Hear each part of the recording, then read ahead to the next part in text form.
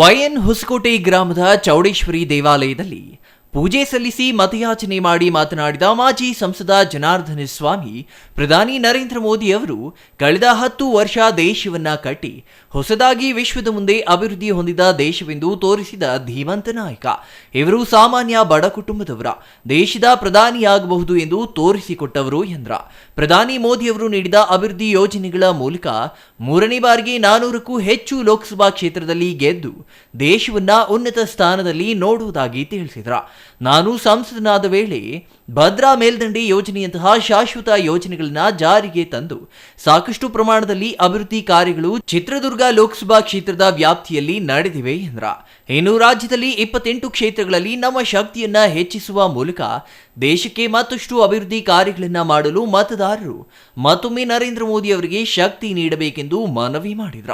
ಮಾಜಿ ಶಾಸಕ ಕೆಎಂ ತಿಮ್ಮರಾಯಪ್ಪ ಮಾತನಾಡಿ, ಜೆಡಿಎಸ್ ಮತ್ತು ಬಿಜೆಪಿ ಕಾರ್ಯಕರ್ತರು ಬೂತ್ ಮಟ್ಟದಲ್ಲಿ ಮನೆ ಮನೆಗೆ ತೆರಳಿ ಎರಡೂ ಪಕ್ಷಗಳ ಸಾಧನೆ ಹಾಗೂ ಕೇಂದ್ರದ ಯೋಜನೆಗಳನ್ನ ಮತದಾರರಿಗೆ ತಿಳಿಸಬೇಕು.